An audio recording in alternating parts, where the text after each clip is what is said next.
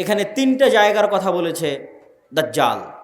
আশ্চর্যজনক হলেও সত্য যে আজকের পৃথিবীতে এই তিনটি জায়গায়, তন্মধ্যে বাইসান নামক খেজুরের বাগান এবং জোগার নামক ঝর্ণা, এই তিনটাকে এক্সাক্ট চিহ্নিত করা খুব কঠিন হয়ে যায়।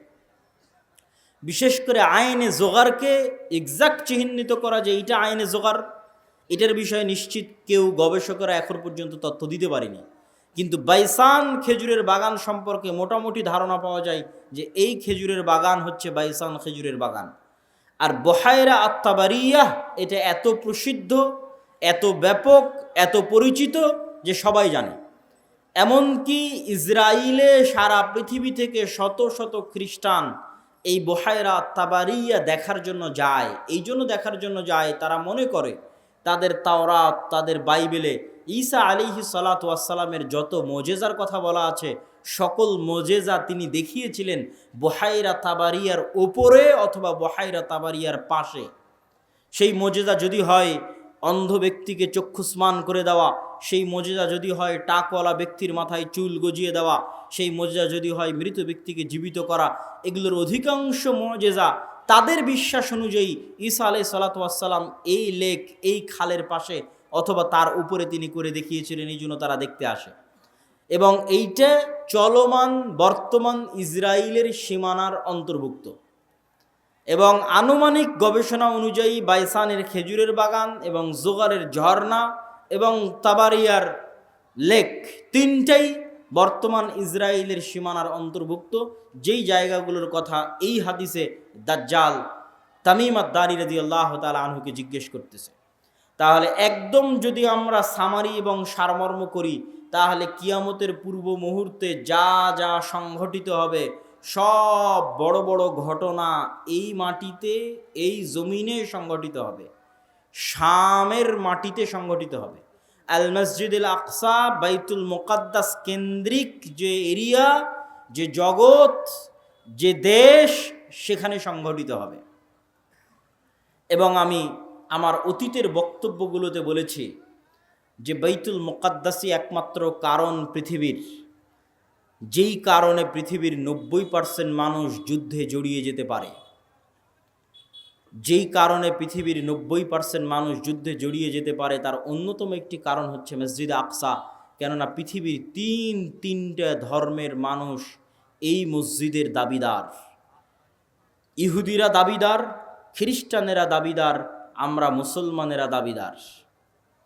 যেহেতু তিনটা ধর্মই আসমানি দিন, আসমান থেকে এসেছে, তিনটা ধর্মের গ্রন্থই আসমানি গ্রন্থ, ওই দুইটা গ্রন্থে বিকৃতি এসেছে, ওই দুইটা ধর্মে বিকৃতি এসেছে। ইসলামে বিকৃতি আসেনি, কোরআনে বিকৃতি আসেনি। কিন্তু যেহেতু একই জায়গা থেকে আগত, এই জন্য ঘটনা, আকিদা, বিশ্বাস, কাহিনী অনেক কিছুই সেম এবং কমন।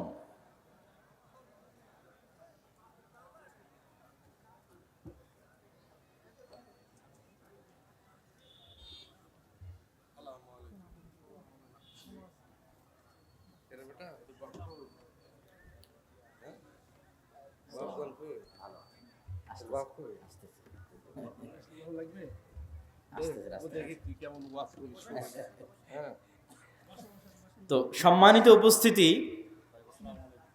আমরা যে বিষয়ে আলোচনা করছিলাম যে বর্তমান মসজিদে আকসা এবং বর্তমান বাইতুল মুকাদ্দাস পৃথিবীর তিনটা ধর্মের নিকটে পবিত্র স্থান।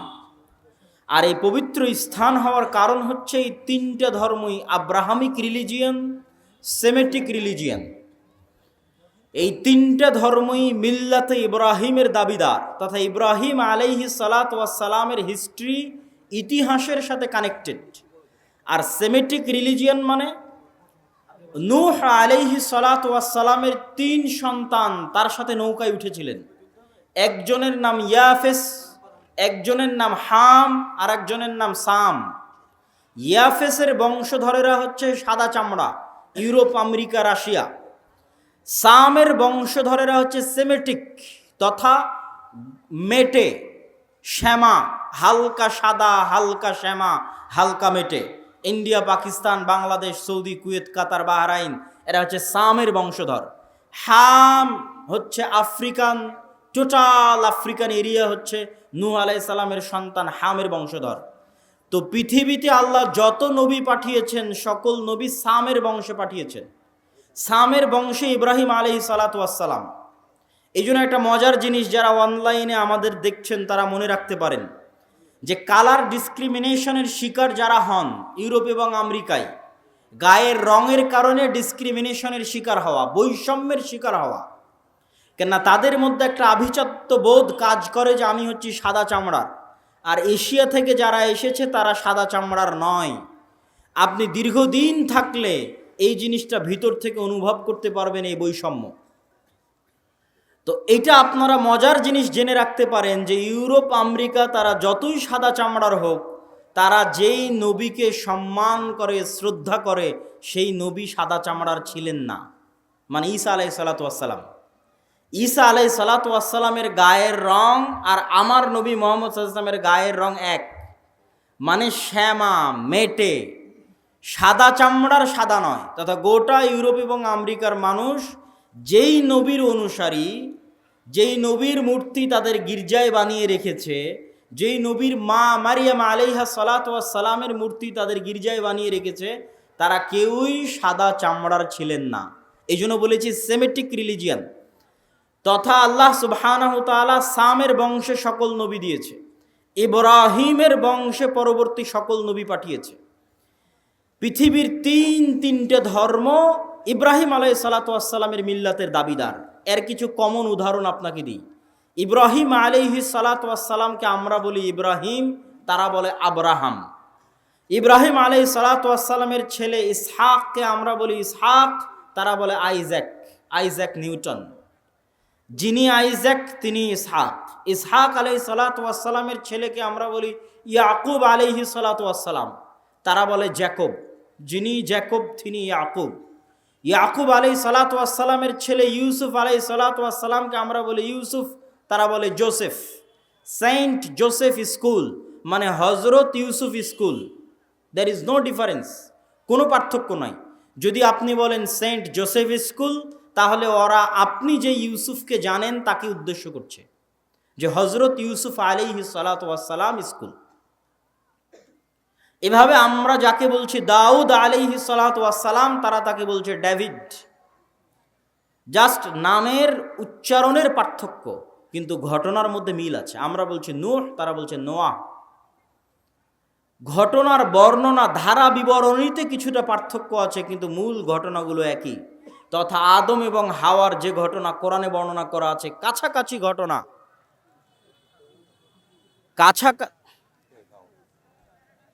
কেমন আছে?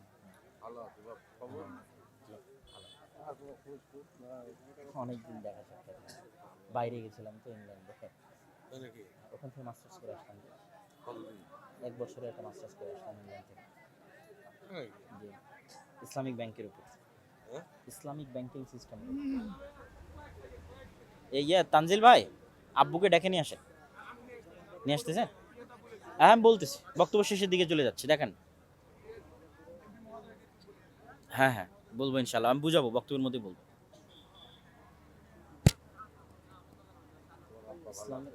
ইসলামিক ব্যাংকিং এবং ইসলামিক ফাইন্যান্সের উপর মাস্টার্স। আমার বুঝে তো মনে হয় না সেটা সব ভালো। ইসলামিক ব্যাংকে টাকা লিয়া থৌত দেখি কি করে হাত আপনার বড়।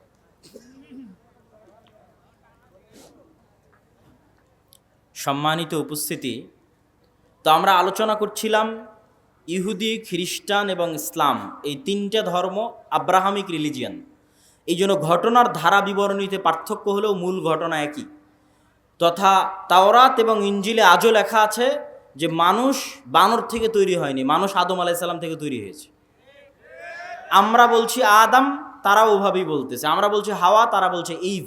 হাওয়া আলাইহিস সালাতু ওয়াস সালামের নামটা চেঞ্জ হয়ে গেছে, ঘটনা একই।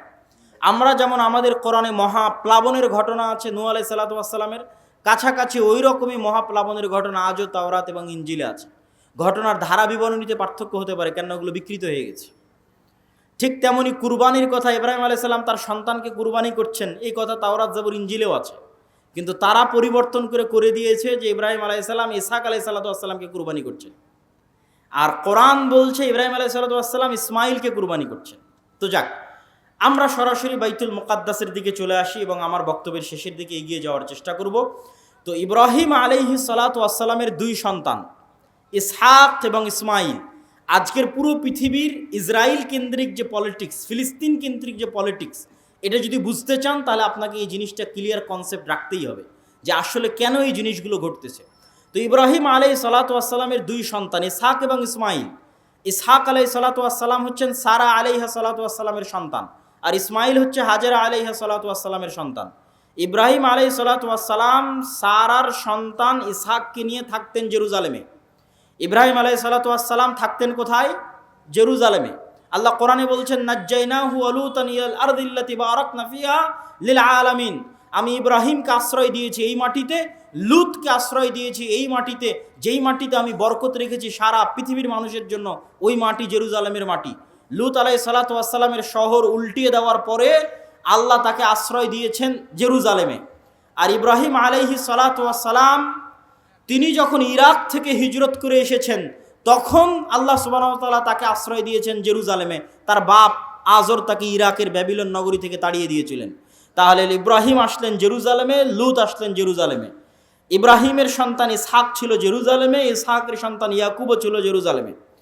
আর ইব্রাহিম আলাইহিস সালাম আরেক সন্তান ইসমাইলকে রেখে আসলেন 1500 কিলোমিটার দূরে মক্কায় কাবা ঘরের পাশে। তাহলে একই সাথে একই সময়ে আল্লাহ ইব্রাহিম আলাইহিস সালামের দুই সন্তানকে দিয়ে পৃথিবীর দুইটা মসজিদ আবাদ করাচ্ছেন। আল্লাহর নবী এবং পবিত্র কোরআন বলছে ইন্না আউওয়ালা বাইতিন উযিআ লিন-নাস বিবাক্কা, পৃথিবীর বুকে প্রথম মসজিদ তৈরি হয়েছে মক্কায় আল্লাহর ইবাদতের জন্য। আর আল্লাহর নবী বলছেন মক্কার 40 বছর পর, কাবার 40 বছর পর মসজিদ তৈরি হয়েছে আল মসজিদ আল আকসা, বাইতুল মুকাদ্দাস। তাহলে ইব্রাহিম আলাইহিস সালামের এক সন্তান ইসহাক এবং তার বংশধরেরা আবাদ করছে মসজিদ আকসা, আর ইব্রাহিম আলাইহিস সালামের আরেক সন্তান ইসমাইল এবং তার বংশধরেরা আবাদ করছে কাবা, একই সময়ে একই সাথে। আর ইব্রাহিম আলাইহিস সালাম নিজে জেরুজালেম থেকে মক্কায় যাতায়াত করেছে 4 থেকে 5 বার। একবার হাজেরা আলাইহিস সালাম এবং ইসমাইলকে রাখতে গেছেন, একবার জবাই করতে গেছেন, একবার কাবা ঘর তৈরি করতে গেছেন, একবার ছেলেকে এমনি দেখতে গেছেন, পাননি, স্ত্রীকে তালাক দিয়ে আসতে বলেছেন। লম্বা ঘটনা সহিহ বুখারীতে পাবেন। তাহলে ইব্রাহিম আলাইহিস সালাম পৃথিবীর একমাত্র নবী যিনি একই সাথে এই দুইটা পবিত্র মসজিদের সাথে কানেক্টেড, একই সাথে। হুয়া ইব্রাহিম আলাইহিস সালাম, তিনি ইব্রাহিম আলাইহিস সালাম 5 বার মক্কা থেকে ফিলিস্তিন জেরুজালেম যাতায়াত করেছেন। এবার আসেন হিস্ট্রি সামনের দিকে আগাতে থাকলো। ইউসুফ আলাইহিস সালাম কুয়ায় পড়ে মিশরের বাজারে বিক্রি হয়ে গেলেন। আজকে যেমন ফিলিস্তিন আর মিশর পাশাপাশি, গাজায় আপনি ত্রাণ পাঠাতে পারবেন না মিশর ছাড়া, ওই কালেও একই অবস্থা ছিল, ফিলিস্তিন মিশর পাশাপাশি। ফিলিস্তিনের কুয়াতে পড়ে বিক্রি হলেন মিশরে অর্থমন্ত্রী হলেন, বাপ ভাই দাদা সবকে ডেকে পাঠালেন। 70 জনের পরিবারের বিশাল বহর নিয়ে ইয়াকুব আলাইহিস সালাম গেলেন মিশরে। এই প্রথম ইসহাকের বংশধরেরা ফিলিস্তিন ছেড়ে মিশর চলে গেল। মিশরে ইউসুফ আলাইহিস সালামের রাজত্ব এবং তার পরবর্তীদের রাজত্ব 1-150 বছর থাকলো। তারপরে যখন বিরোধী পার্টি ক্ষমতায় চলে আসলো, তথা ফেরাউন কিবতীরা যখন ক্ষমতা দখল করে নিল, তো আগের ক্ষমতায় যারা সবচেয়ে বড় জোট ছিল ওদেরকে হত্যা করতে লাগলো। আগের ক্ষমতায় যে বাদশাহ ছিল মিশরের, তার সবচেয়ে বড় জোট ছিল বানু ইসরাইল, ইউসুফ আলাইহিস সালাম, তো এদেরকে হত্যা করো। আর ফেরাউন জানতো যে আমি ক্ষমতা হারালে এদের কাছে ক্ষমতা হারাবো, অতএব এদের শিশুদের হত্যা করো যেন আমার ক্ষমতা দখল করার মতো কেউ না আসে। ওয়াইজ নাজ্জাইনাকুম মিন আলি ফিরআউনা ইয়াসুমুনাকুম সুআল আযাব ইউযাববিহুনা আবনাকুম ওয়া ইস্তাহিয়ুনা নিসাআকুম, আমি তোমাদেরকে ফেরাউনের কবল থেকে বাঁচিয়েছি, যেই ফেরাউন তোমাদের ছেলে সন্তানদের জবাই করত। আল্লাহ পবিত্র কোরআনে বলছেন ছেলে সন্তানদের জবাই করত। আজকের ফেরাউন বানু ইসমাইলের ছেলে সন্তানদেরকে গাজায় হত্যা করতেছে। দিন পরিবর্তন হয়েছে, টার্গেট একই। কেননা তারা জানে যে এই ফিলিস্তিন থেকে এমন সন্তান বের হবে যাদের হাতে তাদের পতন অনিবার্য, পতন অবশ্যম্ভাবী। এই জন্য বেরি যেন হতে না পারে, এই জন্য আগে শিশুই হত্যা করে দাও, যেমন ফেরাউন হত্যা করত। সম্মানিত উপস্থিতি, তারপরে ফেরাউনের অত্যাচারে থেকে বানু ইসরাইলকে বাঁচানোর জন্য আল্লাহ মুসা আলাইহিস সালামকে পাঠালেন। মুসা আলাইহিস সালামের লম্বা ঘটনা, তিনি বানু ইসরাইলকে সাথে করে নিয়ে পালিয়ে যাচ্ছেন। ফেরাউনকে আল্লাহ লোহিত সাগরে ডুবিয়ে হত্যা করলেন। হত্যা করার পর মুসা আলাইহিস সালাম ফেরত মিশরে যাননি কেন? এই জন্য মিশরে ফেরত যাননি যে মুসা আলাইহিস সালাম পালিয়ে যাচ্ছিলেন না, মুসা আলাইহিস সালাম ইজ রিটার্নিং ব্যাক, ফেরত যাচ্ছিলেন। কোথায় ফেরত যাচ্ছিলেন? 400 বছর আগে ওনার বাপদাদা ইয়াকুব এবং ইয়াকুবের সন্তান 70 জন এবং ইউসুফ ওই যে জেরুজালেম ছেড়ে মিশরে আসছে, ওই জেরুজালেম বাপদাদার আদিভিটা, সেখানে ফিরে যাচ্ছিলেন। ইতিহাসের সত্য মিথ্যা জানা যায় না, কিন্তু ইতিহাসে লেখা আছে যে ইউসুফ আলাইহিস সালাম মিশরে মারা গেলেও তাকে তিনি ওসিয়ত করে গেছিলেন কবর দেওয়ার জন্য জেরুজালেম। আর মুসা আলাইহিস সালামের কথা তো সহিহ বুখারীতে রাসূল সাল্লাল্লাহু আলাইহি ওয়াসাল্লাম বর্ণনা করতেছেন, যেটা ধারা বিবরণীতে আমি আসব। তো আপনি যদি আজকের ম্যাপে দেখেন, লোহিত সাগর পার হয়ে ফিলিস্তিনে যাবেন, মিশর থেকে লোহিত সাগর ক্রস করে ফিলিস্তিনে যাবেন, গুগল ম্যাপে দেখবেন ফিলিস্তিনে ঢোকার আগে বিশাল মরুভূমি, সিনাই মরুভূমি। আর ওই ফিলিস্তিনে তখন বসবাস করত তৎকালীন বিশ্বের সবচেয়ে শক্তিশালী গোত্র, তাদের নাম আমালেকা গোত্র। তো ওদের সাথে যুদ্ধ করে জিতে জেরুজালেম জয় করতে হবে, এই জন্য অপেক্ষায় বসে আছেন সিনাই মরুভূমিতে। সিনাই মরুভূমি যেহেতু মরুভূমি, আর লোহিত সাগরের পানি যেহেতু লবণাক্ত, এই জন্য কোনো খাবার নাই, না মরুভূমিতে কোনো ফলমূল হয়, না মরুভূমিতে কোনো পানি আছে। এই জন্য সূরা বাকারায় বানু ইসরাঈলের ঘটনা পড়ে দেখবেন যে আল্লাহ মুসা আলাইহিস সালামকে বললেন, তুমি লাঠি দিয়ে পাথরে আঘাত করো, তোমার সম্প্রদায়ের জন্য ঝর্ণা তৈরি করে দিচ্ছে। তুমি আল্লাহর কাছে দোয়া করো, আর জান্নাত থেকে মান্না এবং সালোয়া পাঠিয়ে দিচ্ছে। জান্নাত থেকে পাখির আকারে এবং গাছে ঝুলন্ত আকারে, বাড়ির উপরে গাছে ঝুলন্ত আকারে জান্নাত থেকে মান্না এবং সালোয়া আসতো, কেননা মরুভূমিতে কোনো খাবার ছিল না। তারপরে মুসা আলাইহিস সালাম তাদের নিয়ে জেরুজালেম বিজয় করতে যাবেন মর্মে যুদ্ধের ঘোষণা দিলেন। এরা ছিল নিমক হারাম কওম। আল্লাহর এত বড় নিয়ামত দেখার পরও এরা বলল, ইযহাব আনতা ওয়া রাব্বুকা ফাকাতিলা, মুসা আপনি আর আপনার আল্লাহ গিয়ে যুদ্ধ করেন, আমরা যুদ্ধ করতে পারবো না। বলেন নাউজুবিল্লাহ। এই জন্য মুসা আলাইহিস সালাম জেরুজালেম বিজয় করতে পারেননি। তখন মুসা আলাইহিস সালাম আল্লাহর কাছে দোয়া করেছিলেন, যেন আমার লাশ, আমার মৃত্যু যেন জেরুজালেমের এত নিকটে হয় যে একটা ঢিল মারলে যেন জেরুজালেম থেকে, বাইতুল মুকাদ্দাস থেকে একটা ঢিল মারলে আমার কবরে এসে পড়ে। মুহাম্মদ সাল্লাল্লাহু আলাইহি ওয়াসাল্লাম বুখারীর হাদিসে বলছেন, আমি যদি আজ ফিলিস্তিনে থাকতাম তোমাদের দেখাতাম যে কোথায় মুসা আলাইহিস সালামের কবর আছে। সম্মানিত উপস্থিতি, তারপরে ধারা বিবরণী আমি সংক্ষিপ্ত আকারে আজকের পর্যন্ত আপনাকে আমি বুঝিয়ে দিচ্ছি। তারপরে ইউশা বিন নুনের মাধ্যমে জেরুজালেম বিজয় হলো। আমার আগের বক্তব্য শুনে দেখবেন আল্লাহ জেরুজালেম বিজয়ের দিন সূর্যকে থামিয়ে দিয়েছিলেন। সূর্যকে থামিয়ে দিয়ে ইউশা বিন নুন জেরুজালেম বিজয় করেছিলেন। তারপরে আস্তে আস্তে আস্তে আস্তে দাউদ এবং সুলাইমান আলাইহিস সালাম আসলেন। দাউদ এবং সুলাইমান আলাইহিস সালাম পৃথিবীর সবচেয়ে বড় রাজত্ব জেরুজালেমে কায়েম করলেন।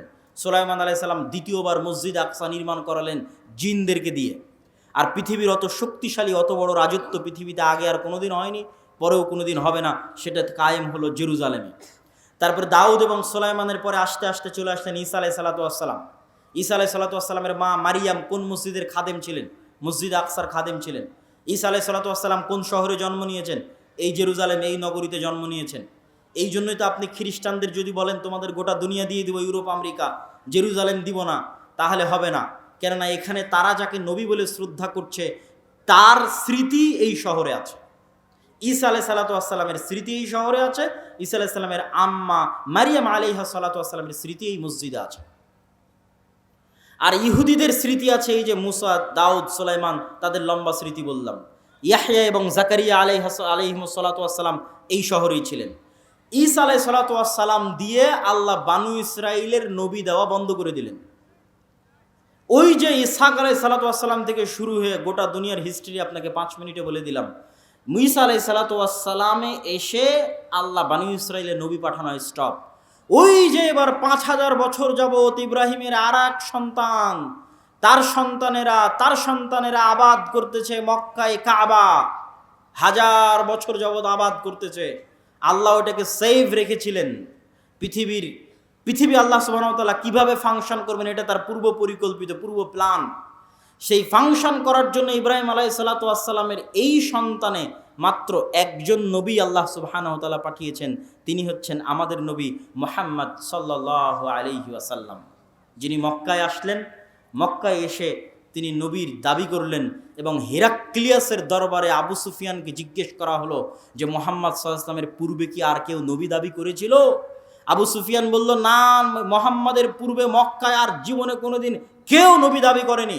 হেরাক্লিয়াস বলল, যদি বলতে যে তার পূর্বে কেউ নবী দাবি করেছিল তাহলে আমি বলতাম দেখা দেখি নবী দাবি করছে। যেহেতু পূর্বে কেউ নবী দাবি করেনি, অতএব ভাবতে হবে যে মুহাম্মদ সাল্লাল্লাহু আলাইহি ওয়াসাল্লাম কেন নবী দাবি করছেন। তুমি আমাকে বলো, ওই মক্কায় মুহাম্মদ সাল্লাল্লাহু আলাইহি ওয়াসাল্লামের পূর্বে কেউ কি রাজা বাদশাহ ছিল? আবু সুফিয়ান বলছে, না, কেউ তো রাজা বাদশাহ ছিল না।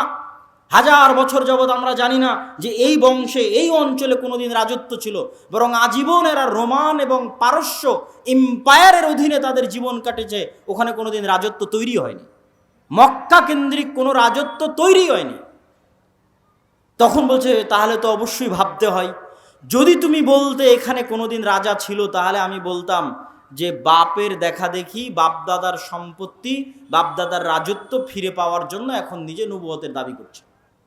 যেহেতু মক্কা কেন্দ্রিক কোনোদিন রাজত্ব তৈরি হয়নি, মক্কায় কোনোদিন কেউ নবী দাবি করেনি, আবার তোমরা বলছো যে ওখানে ইব্রাহিমের সুন্নাত পাওয়া যায়, মানে হেরাক্লিয়াস স্বপ্নে দেখেছিল আরবদের মধ্যে যারা খাতনা করে। হেরাক্লিয়াস সব পাদ্রীদের ডেকে বলছে, কারা খাতনা করে? পাদ্রীরা বলল, শুধু ইহুদিরা খাতনা করে। বললাম, না, আমি স্বপ্নে দেখেছি আরবদের মধ্যে কারা খাতনা করে। আরবদের মধ্যে কেউ খাতনা করে আমি তো জানি না। তখন আবু সুফিয়ানকে ডেকে নিয়ে এসে জানা গেল মক্কার কুরাইশরা যুগ যুগ ধরে খাতনা করে আসতেছে। কেন? মক্কার কুরাইশদের আদি পিতা তো ইসমাইল আলাইহিসসালাতু ওয়াসসালাম, যিনি ইব্রাহিমের সন্তান। এটা ইব্রাহিমের সুন্নাত, মিল্লাতে ইব্রাহিমের সুন্নাত। সম্মানিত উপস্থিতি, এই জায়গায় হলো সুপারিয়রিটিতে ধাক্কা। ইহুদি এবং বানু ইসরাইলের যে সুপারিয়রিটির থিওরি, পৃথিবীর মাত্র দুটো জাতি এত ভয়ঙ্কর সুপারিয়রিটিতে বিশ্বাস করে যা পৃথিবীর আর কোনো জাতি বিশ্বাস করে না, একটা ব্রাহ্মণ আর একটা ইহুদি। হিন্দুদের মধ্যে যে 4টা গ্রুপ আছে তার মধ্যে একটা হচ্ছে ব্রাহ্মণ। তারা বিশ্বাস করে যে তারা হচ্ছে খোদার মাথা থেকে, তাদের প্রভুর মাথা থেকে সৃষ্টি হয়েছে, এই জন্য তাদের সম্মান মর্যাদা সবার উপরে, বাকি সব তাদের গোলাম। শূদ্র বৈশ্য ক্ষত্রিয় যা আছে সব তাদের গোলাম। আর এরা বিশ্বাস করে যারা আল্লাহর সন্তান, বলেন নাউজুবিল্লাহ, এরা বিশ্বাস করে এরা আল্লাহর সন্তান, এবং এদের সবচেয়ে বড় গর্ব হচ্ছে যে ইব্রাহিমের সন্তান, ইসহাকের বংশধর। যদিও আজকের আধুনিক বিশ্বে কোনো প্রমাণ নাই যে চলমান ইসরায়েলে যারা বসবাস করছে এরা ইব্রাহিম আলাইহিসসালাতু ওয়াসসালামের ব্লাডলি কানেক্টেড। কি জন্য প্রমাণ নাই? আমার আগের আলোচনা থেকেই দলিল পেয়ে যাবেন। আগের আলোচনায় বলেছি ইব্রাহিম আলাইহিসসালাতু ওয়াসসালাম নূহের সন্তান সামের বংশধর, না নূহের সন্তান হামের বংশধর, না নূহের সন্তান ইয়াফিসের বংশধর? কি বক্তব্য শুনলেন? কার বংশধর? সামের বংশধর। আর সেমিটিকদের গায়ের কালার কীরকম হয়? সেমিটিকদের গায়ের কালার হচ্ছে মেটে, শ্যামা, সাদা চামড়া তো ইয়াফেস। তাহলে ইউরোপ এবং আমেরিকার গায়ের চামড়া, গায়ের কালার নিয়ে এসে ফিলিস্তিনে বসে দাবি করবা যে তুমি ইসহাক আলাইহিসসালাতু ওয়াসসালামের বংশধর, ইয়াকুব আলাইহিসসালাতু ওয়াসসালামের বংশধর, দিস ইজ ইম্পসিবল। এটা হতেই পারে না, অসম্ভব। অন্তত গায়ের চামড়ায় তো মিলতে হবে, গায়ের রঙে তো মিলতে হবে। এই জন্য কোনো ঐতিহাসিক ডকুমেন্ট নাই যে তারা তার সন্তান, কিন্তু দাবি করে।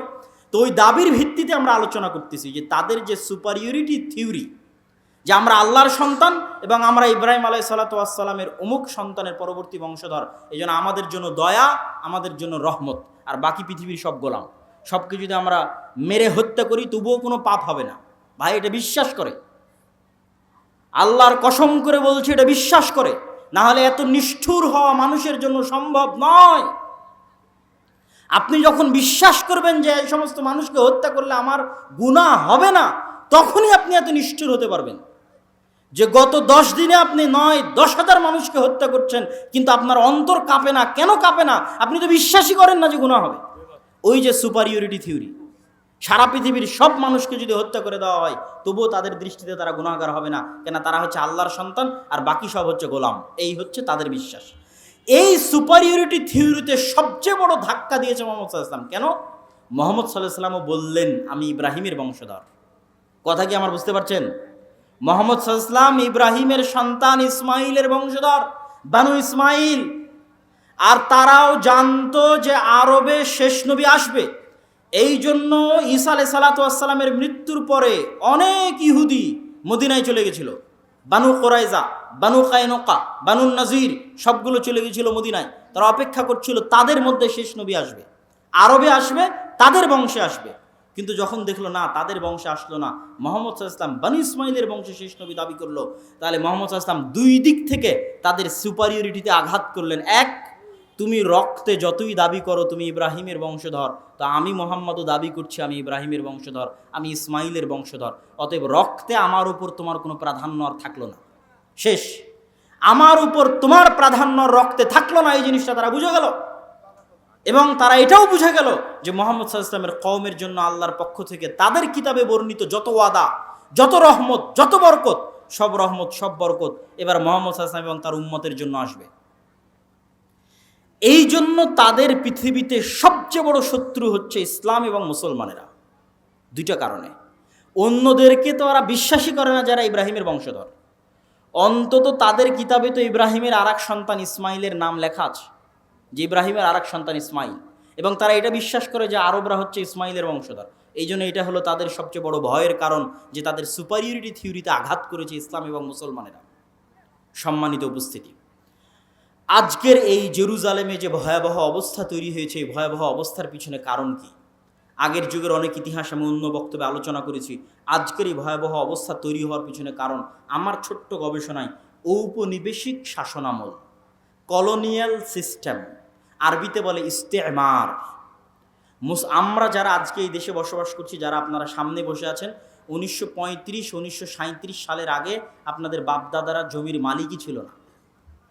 আপনি আজকে যে জমির দলিল নিয়ে দাবি করছেন এই জমি আমার, এই দাবি 35-37-এর আগে এই অঞ্চলের মানুষ করতে পারত না। কেননা আমাদের বাপদাদারা 190 বছর ছিল ব্রিটিশদের গোলাম, তথা আমরা ছিলাম কলোনি, ব্রিটিশের কলোনি। এই জন্য 190 এবং 200 বছর গোলামি করতে করতে আমাদের রক্তের মধ্যে গোলামি ঢুকে গেছে। আর এই দেশ ছেড়ে যখন ব্রিটিশরা গেছে, 3টে দেশে ভাগ করে গেছে, ভারত, বাংলাদেশ, পাকিস্তান। ঠিক সারা পৃথিবীর প্রায় মুসলিম দেশই কোনো না কোনো ইউরোপিয়ান কান্ট্রির কলোনি। তারপরে হচ্ছে এই ছোট্ট ভাঙতে ভাঙতে ওর মধ্যে থেকে ইসরায়েল বের করে দিয়েছে। তথা ইসরায়েল হচ্ছে ঔপনিবেশিকের ফল, ঔপনিবেশিক শাসন আমলের সন্তান। যে কলোনিয়াল সিস্টেম সারা পৃথিবীতে মুসলমানেরা ভোগ করেছে, তার ফল, তার রেজাল্ট। আর ওই যে গোলামি করতে করতে রক্তে গোলামি ঢুকে গেছে মুসলমানদের জন্য, মুসলমানদের মধ্যে, এই জন্য তারা ওই গোলামি থেকে এখনো বের হতে পারতেছে না। গোলামি থেকে বের হতে হলে আরও সময় লাগবে, স্বাধীন চেতা মনোভাব লাগবে, আল্লাহর ইবাদত এবং দ্বীনের অনুসরণ করা লাগবে। দ্বীনের অনুসরণ, আপনি বলতেছেন আপনি মসজিদ আকসা বিজয় করবেন, বাইতুল মুকাদ্দাস বিজয় করবেন, আপনি যে দেখেন তো একটা ইহুদি পরিবারের ছেলে মেয়ে কী করে, আর আজকে যারা এখানে বসে আছে এরা কী করে? আজকে যারা যে সমস্ত এখানে যুবক বসে আছে এদের মধ্যে কয়জন মদখোর, জুয়াখোর, ফ্রি ফায়ার, পাবজি নিয়ে ব্যস্ত? আর ইহুদির কয়টা সন্তান ফ্রি ফায়ার, পাবজি আর মদ আর জুয়া নিয়ে ব্যস্ত? আমার চ্যালেঞ্জ থাকলো আপনি যান, খুঁজেন। তাদের দোষ দিয়ে লাভ নাই। আল্লাহ সুবহানাহু ওয়া তাআলা আমাদেরকে আযাব হিসেবে, শাস্তি হিসেবে মসজিদ আকসায় যেতে দেয় না। এই কষ্ট আমার এবং আপনার অন্তরে থাকতে হবে। যেই মসজিদের 2 রাকাত সালাত অন্য মসজিদের 1000 সালাতের চেয়ে উত্তম, পৃথিবীর যে তিনটা মসজিদ, ইসলামের সবচেয়ে পবিত্রতম মসজিদ, যার জন্য সফর করা, যার জন্য যাওয়া উত্তম, উচিত, যেই মসজিদগুলোতে সালাতের বিশেষ ফজিলত রয়েছে, সেই 3টা মসজিদের একটা মসজিদ, মসজিদ আকসা, আমরা যেতে পারি না। এটা আল্লাহ আমাদেরকে বঞ্চিত করে রেখেছে আমাদের কর্মফলের কারণে, আমাদের আমলের কারণে। সম্মানিত উপস্থিতি, আপনি ইহুদি পল্লীতে যান, ইহুদি পল্লীতে গিয়ে দেখেন তারা কিভাবে চলে, কিভাবে চলাফেরা করে, দেখে আসেন। তারা পৃথিবীর মানুষকে বলবে তোমরা সুদ নিয়ে ব্যস্ত থাকো, ওরা নিজেরা পরস্পরে সুদ খাবে না। তারা পৃথিবীর মানুষের পিছনে কোটি কোটি টাকা ব্যয় করবে যে তোমরা মদ, গাঞ্জা, জুয়া এগুলো নিয়ে ব্যস্ত থাকো, ওরা নিজেরা জীবনে কোনোদিন মদ, গাঞ্জা, জুয়া নিয়ে ব্যস্ত থাকবে না। টাকার বিষয়ে সবচেয়ে কৃপণ, টাকা কেমনে জমা করতে হয়, অনর্থক অপচয় খরচ না করে টাকা কেমনে জমা করতে হয়, পৃথিবীর সবচেয়ে বড় বড় মাল্টি বিলিয়নার হচ্ছে তারা। কেন? তারা ওইভাবেই তাদের সন্তান সন্ততিকে বড় করেছে। হ্যাঁ, তাদের উপর আল্লাহর গজব এবং আযাব আসবে, কিন্তু আল্লাহ সুবহানাহু ওয়া তাআলা বিধর্মীদের দিয়েই মুসলমানদেরকে আযাব এবং শাস্তি দিয়ে থাকেন। তারও দলিল কোরআন এবং হাদিসে আছে, যেটা আমি আমার অন্য বক্তব্যে বিস্তারিত আলোচনা করেছি, আজকে সময় নাই। সেহেতু আমরা একটা আযাব এবং গজবের মধ্যে দিয়ে যাচ্ছি আমাদের আমলের কারণে, আমাদের অন্তরে ব্যথা থাকতে হবে যে আমরা হজ এবং উমরা করতে গেলেও, মক্কা মদিনায় গেলেও মসজিদে আকসায় যেতে পারি না। আজ থেকে 100 বছর আগে, গত 1300 বছর এমন কোনো মুসলমান নাই যারা হজ উমরা করতে গেছে আর মসজিদে আকসায় যায়নি। হজের ট্রিপ মানেই মসজিদ আকসাহের ট্রিপ হবে। সম্মানিত উপস্থিতি, এই জন্য সুলতান সালাহুদ্দিন আইয়ুবী শপথ করেছিলেন, যতদিন আল্লাহ তার 3টা মসজিদের একটা মসজিদকে খ্রিস্টানদের কবল থেকে মুক্ত না করবে, ততদিন সুলতান সালাহুদ্দিন আইয়ুবী আল্লাহর আরাক মসজিদ মক্কা এবং মসজিদে নববী জিয়ারতের জন্য যাবে না। আল্লাহর মসজিদকে বন্দি দশায় রেখে, আল্লাহর মসজিদকে মানুষের সালাত মুক্ত অবস্থায় রেখে তিনি কিভাবে আল্লাহর আরাক মসজিদ জিয়ারতের জন্য যাবেন, এই ব্যথায় তিনি যুদ্ধ করতেন। এই জন্য আপনাদের সন্তান সন্ততি পরবর্তী বংশধরের অন্তরে এই ব্যথা, এই বিশ্বাস এবং আমলের পরিবর্তনের মাধ্যমে আমরা বিজয় অর্জন করতে পারি। যেহেতু আল্লাহর ওয়াদা যে বিজয়ী হব, বক্তব্যের শুরুতেই হাদিস পড়ে দিয়েছি যে পাথর বলবে, গাছ বলবে, ওয়াদা হবে। আল্লাহর নবী বলেছেন হবে, আজ না হলে যেদিন ইমাম মাহদি আসবেন সেই দিন হবে। কিন্তু আমরা যদি তার আগেও যে হবে না তা না, তার আগেও হতে পারে। সুলতান সালাহুদ্দিন আইয়ুবীর হাত দিয়ে আল্লাহ বিজয় করায়নি, করিয়েছে। আমাদের হাত দিয়েও আল্লাহ বিজয় করাতে পারে, কিন্তু তার জন্য আমলের পরিবর্তন লাগবে, আখলাকের পরিবর্তন লাগবে। সম্মানিত উপস্থিতি, আজকের যে অনুষ্ঠানটা আয়োজন হচ্ছে, এই অনুষ্ঠানের মূল লক্ষ্য উদ্দেশ্য হচ্ছে মসজিদ ভিত্তিক দ্বীন শিক্ষা, মসজিদ ভিত্তিক মক্তবকে শক্তিশালী করা। আমরা আপনাদের এই অঞ্চলে সফর দিয়েছিলাম, গোটা মোহনপুর অঞ্চলে আমি নিজে সফর দিয়েছি। মোটামুটি কিছু মসজিদে মসজিদ ভিত্তিক মক্তব আছে, কিছু মসজিদে নাই। তো এই যে শিক্ষায় আমরা পিছিয়ে, জ্ঞানে আমরা পিছিয়ে, অথচ তারা আমাদের চেয়ে শিক্ষা এবং জ্ঞানে এগিয়ে। তো আমাদের যে জ্ঞানে পিছিয়ে এবং বিশেষ করে ধর্মীয় জ্ঞানে আরও পিছিয়ে, কেননা আমাদের দেশের 90% ছেলে মেয়ে যায় স্কুলে আর 2 থেকে 3% যায় মাদ্রাসায়। ওই যে 90 থেকে 95% গেল স্কুলে, তাদের জন্য কোনো একাডেমিক সিলেবাস নাই দিন শেখানোর। যদি না আমরা মসজিদগুলোকে দিন শিক্ষার দিক থেকে শক্তিশালী না বানাতে পারি, শক্তিশালী প্রতিষ্ঠান না বানাতে পারি, তাহলে আমাদের পরবর্তী প্রজন্ম হবে কোরআনবিহীন, আমাদের পরবর্তী প্রজন্ম হবে দ্বীনের জ্ঞানবিহীন, যা আমাদের উপরে জাতিগতভাবে আল্লাহর আযাব আসার জন্য বাধ্য করবে। তথা আমরা আজকে বাংলাদেশে বসে আছি, গাজার জন্য প্রতিবাদ করছি, কয়দিন পর দেখবেন যে আমরাই গাজা হয়ে গেছি। কথা বুঝতে পেরেছেন? যদি আমরা আমাদের আমল এবং আখলাকে পরিবর্তন না আনি, কেননা গাজা হওয়ার মতো সকল ক্রাইটেরিয়া এই দেশে মজুদ আছে। কি এই দেশে মজুদ আছে?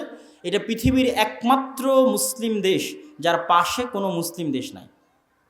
তথা এটা যদি কোনো দিন গাজা হয়, তাহলে গাজার চাইতে ভয়ঙ্কর পরিবেশ তৈরি হবে। কেননা গাজার পাশে অন্তত মিশর তো আছে, মাটির তল দিয়ে খুঁড়ে মিশর থেকে তারা ত্রাণ এবং পণ্য এনে কোনো মতে বাঁচতে পারতেছে। কিন্তু আপনার দেশ যেই দিন গাজা হয়ে যাবে, সেই দিন আপনার এখানে ত্রাণ পাঠানোরও কেউ থাকবে না। এই জন্য বাঁচার রাস্তা কি? যদি এই দেশের স্বাধীনতা এবং সার্বভৌমত্ব রক্ষা করতে চান, দিন এবং আমলে ফিরে আসতে হবে। পরবর্তী প্রজন্মদের কাছে বেসিক দিনের জ্ঞান দিতে হবে। তার জন্য মসজিদে টাইলস এবং এসির আগে মক্তব চালু করতে হবে। আমি এমনও মসজিদ সফর করেছি যেই মসজিদে টাইলস আছে, এসি আছে, আমি রাগ করে বলেছি মসজিদে মক্তব নাই। আমি রাগ করে বলেছি আপনারা টাইলসগুলো খুলে বাজারে বিক্রি করেন, এসিটা খুলে বাজারে বিক্রি করেন, তো মসজিদে মক্তব চালু করেন। আমাদের মুসলমানদের কনসেপ্ট দেখেন, আমাদের যারা আরব বিশ্বের বড় বড় দেশ তাদের কনসেপ্ট দেখেন, পর্যটন আর বিনোদন। আর পাশে ইসরায়েলকে দেখেন, শিক্ষা জ্ঞান। আমাদেরকে দেখেন, আমরা হচ্ছে এসি টাইলস, শিক্ষা জ্ঞানের কোনো গুরুত্ব নাই। তাহলে আমরা যদি গোলাম না হই, কারা পৃথিবীতে গোলাম থাকবে? সম্মানিত উপস্থিতি, এই জন্য আজকে আপনারা যারা এখানে উপস্থিত হয়েছেন প্রত্যেকেই আজকের এই প্রোগ্রামগুলো আমরা যেগুলো করছি, আর দাওয়া ইলাল্লাহর অধীনে এটার মূল লক্ষ্যই হচ্ছে মসজিদগুলোতে মক্তব শিক্ষা চাঙ্গা করা, মজবুত করা। তো আপনারা যারা এখানে বিভিন্ন অঞ্চল, বিভিন্ন এলাকা থেকে উপস্থিত হয়েছেন, আপনাদের যে মসজিদগুলোতে মক্তব আছে, আমাদের সিলেবাস নিয়ে যাবেন। সালাফি কনফারেন্স রাজশাহী 23 ও 24 নভেম্বর, আল জামিয়া সালাফিয়া ডাঙ্গিপাড়া পবা রাজশাহীতে আসবেন। আপনাদের মক্তবের জন্য সিলেবাস নিয়ে যাবেন, উন্নত মানের সিলেবাস। এবং মক্তবগুলোকে কেন্দ্রীয়ভাবে সেন্ট্রালি ম্যানেজমেন্ট করার জন্য আমাদের পক্ষ থেকে সার্বিক সুযোগ সুবিধা আপনাদেরকে দেওয়া হবে। আর যদি কোনো মসজিদে মক্তব বন্ধ থাকে, সেটাকে চালু করার জন্য কি কি উদ্যোগ নেওয়া যায় সেটার জন্য আপনারা যোগাযোগ করতে পারেন। কিন্তু যে মসজিদগুলোতে চালু আছে, তারা দ্রুত গতিতে চেষ্টা করেন আমাদের সাথে সম্পৃক্ত হয়ে ওই মসজিদগুলোর ইমামদেরকে শিক্ষাগত ট্রেনিং দেওয়ার মাধ্যমে এবং ওই মসজিদের সিলেবাসের মান বাড়ানোর মাধ্যমে ওইটাকে একটা প্রতিষ্ঠানে রূপান্তর করা। মসজিদেই থাকবে, মসজিদের মধ্যেই থাকবে, কিন্তু ফাংশন করবে প্রতিষ্ঠানের মতো, যাতে আমরা পরবর্তী প্রজন্মদের কাছে দিনের সঠিক জ্ঞান পৌঁছে দিতে পারি। আর দাওয়া ইলাল্লাহ উদ্যোগ নিয়ে আমরা ইতিমধ্যে বাংলাদেশের 4টে জেলার 126টা মসজিদ সফর করেছি, 250-এর অধিক মসজিদে মক্তব উদ্বোধন করেছি। অতএব আপনাদের কাছে উদাত্ত আহ্বান থাকবে এই প্রজেক্টের সাথে আপনারা সম্পৃক্ত হন। যে মসজিদে মক্তব আছে সেই মক্তবকে চাঙ্গা করার জন্য আমাদের সিলেবাস নেন, আমাদের ট্রেনিং নেন, আমাদের ম্যানেজমেন্ট সিস্টেম নেন। যেই মসজিদে মক্তব নাই সেখানে চালু করার জন্য আমাদের ডাকেন, আমরা সফর দিই, বক্তব্য দিই, চালু করার জন্য সহযোগিতা করি। আর আজকের এই অনুষ্ঠান এবং এখানেও যে মক্তবগুলো পরিচালিত হয় মোহনপুর এবং বাগমারায়, সেই মক্তবগুলোর উন্নয়নের লক্ষ্যে, তাদের সহযোগিতার লক্ষ্যে আমাদের আজকের এই অনুষ্ঠান। অতএব আপনারা এই প্রজেক্টে দান করার চেষ্টা করবেন, সহযোগিতা করার চেষ্টা করবেন। আপনাদের একটা টাকার মাধ্যমেও যদি মুসলমানের একটা সন্তানও কোরআন শিখে, আলিফের একটা অক্ষর শিখে, তো আপনি কবরে চলে গেছেন, 500 বছর হয়ে যাবে, 1000 বছর হয়ে যাবে, কিন্তু আপনার নেকির দরজা বন্ধ হবে না ইনশাআল্লাহ। যেমন আজকে আমরা মাগরিব এবং এশার সালাত যারা পড়েছি, মাগরিব এবং এশার সালাতে আমরা যে সূরা ফাতিহা পড়েছি, আমাকে যিনি শিখিয়েছিলেন তিনিও নেকি পেয়েছে। তার আগে আল্লাহর নবী পর্যন্ত যতজন আমার কাছে এই সূরা ফাতিহা পৌঁছানোর জন্য কাজ করেছে, সবাই আমার এই সূরা ফাতিহা পড়ার নেকি পেয়েছে। বলেন আল্লাহু আকবার। অতএব এই নেকি থেকে বঞ্চিত হবেন না। আমি দায়িত্বশীল এবং স্বেচ্ছাসেবক ভাই যারা আছে তাদেরকে বলবো, আপনারা ভিতরে প্রবেশ করেন। আর আমার বক্তব্যের পরে সম্মানিত এমপি মহোদয়, যিনি আজকের আমাদের প্রধান অতিথি, তিনি আপনাদের সামনে আলোচনা করবেন। তারপরে আমাদের শ্রদ্ধেয় উস্তাদ শেখ আব্দুর রাজ্জাক বিন ইউসুফ হাফিজাউল্লাহ, তিনিও আপনাদের সামনে আলোচনা পেশ করবেন ইনশাআল্লাহ। কই স্বেচ্ছাসেবক ভাইয়েরা? তানজিল ভাই, স্বেচ্ছাসেবকরা নাই? জি, স্বেচ্ছাসেবক ভাইয়েরা আপনারা ভিতরে যান। আপনারা কেউই